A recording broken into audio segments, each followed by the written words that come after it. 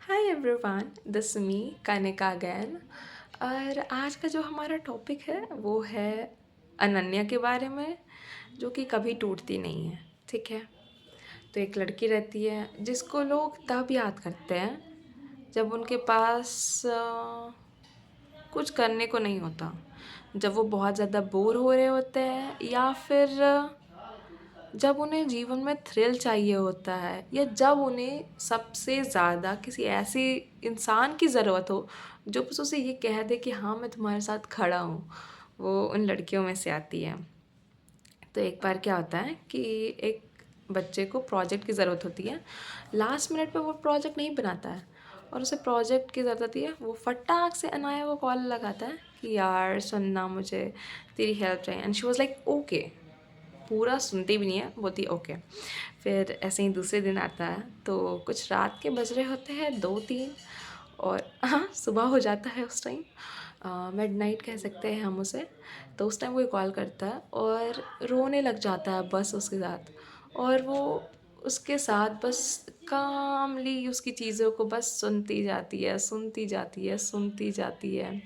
फिर एक इंसान रहता है जो बहुत ही कंफ्यूज रहता है, स्कैटर्ड रहता है, उसकी चीज़ें बहुत स्क्रैम्बल रहती है।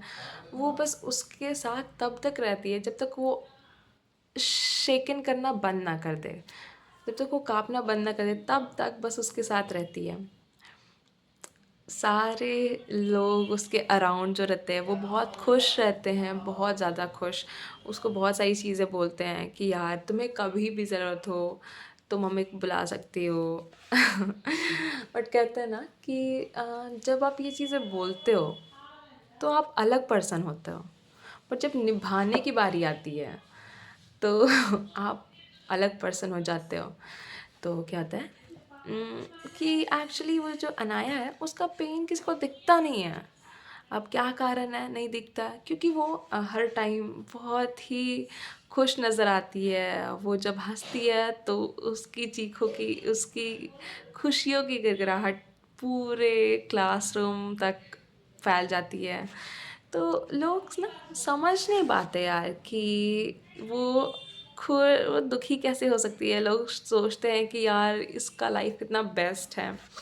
अ, वो लोगों को बिलीव करवाती है कि हाँ, दुनिया बहुत प्यारी है, ऊपर वाले ने बहुत अच्छी चीज़ें बना के भेजी है, सभी को सभी को खुश रहने का हक है। पर किसी को नहीं पता रहता है कि उसकी स्माइल के पीछे, उसकी बहुत खुशनुमा स्माइल के पीछे क्या राज छुपा रहता है। ठीक है। अ, मतलब उसकी लाइफ में कई सारे लोग आते हैं, कई सारे लोग जाते हैं, पता नहीं डज़न्स मिलियंस, पता नहीं कितने हंड्रेड्स ऑफ लोग आते हैं फिर चले जाते हैं। और मतलब बहुत सारे लोग उसको समझाते हैं कि हाँ तुम बहुत अमेजिंग हो, तुम बहुत डिफरेंट हो, बट पता है क्या, कोई उसकी लाइफ में स्टे ऑन नहीं करता यार। क्योंकि देखो, कभी भी कोई बॉन्ड बनाने के लिए आपको क्या करना पड़ता है कि उसमें रहना पड़ता है, उस जगह पे रहना पड़ता है बहुत लंबे समय तक, तब जाके वो बॉन्ड ऐसे ऐसे ऐसे ऐसे ऐसे ऐसे आता है। ठीक है। तो वो बॉन्ड कभी आज तक उसका किसी से बना ही नहीं यार। जैसे ही वो किसी चीज़ को लेके बहुत ज़्यादा फील करने लग जाती, ये पर्सन उस जगह से स्टार्टेड हो जाता। फिर ऐसे ही चीज़ें होते गई उसे एक बार रियलाइज़ हुआ कि यार जब मैं सबके दुख में अवेलेबल हूँ तो मेरे दुख में कोई क्यों नहीं अवेलेबल है। तो एक तो उसका सबसे बुरा आदत अनाया का कि वो कभी हेल्प के लिए सीक आउट नहीं करती थी पीपल को, कभी भी रीच आउट नहीं करती थी, सॉरी, कभी भी रीच आउट नहीं करती थी लोगों को। वो तो उसका सबसे बड़ा प्रॉब्लम था। अब वो करना भी चाहे तो उस टाइम उसके पास लोग अवेलेबल नहीं रहते थे, ये भी एक बड़ा प्रॉब्लम था। तो ऐसे ही चीज़ें गो ऑन चल रही थी। फिर वो धीरे धीरे रियलाइज़ करती है, ओवर द टाइम चीज़ें रियलाइज़ करती है कि अ, उसे कंसोल करने के लिए कोई आएगा नहीं यार, उसे खुद ही अपनी चीज़ों को समेट कर रखना पड़ेगा, अपने आप को संभाल के रखना पड़ेगा। नो मैटर कोई उसके साथ क्या करता हो, बट उसको अपना ध्यान खुद रखना पड़ेगा, उसको अपना आंसू खुद पोंछना पड़ेगा यार।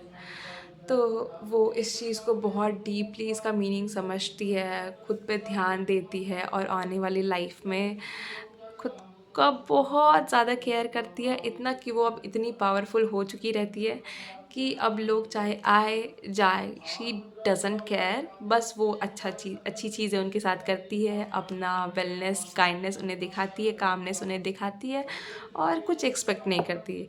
Now she is brave enough to hold every single tears of her and she is happy. Bye.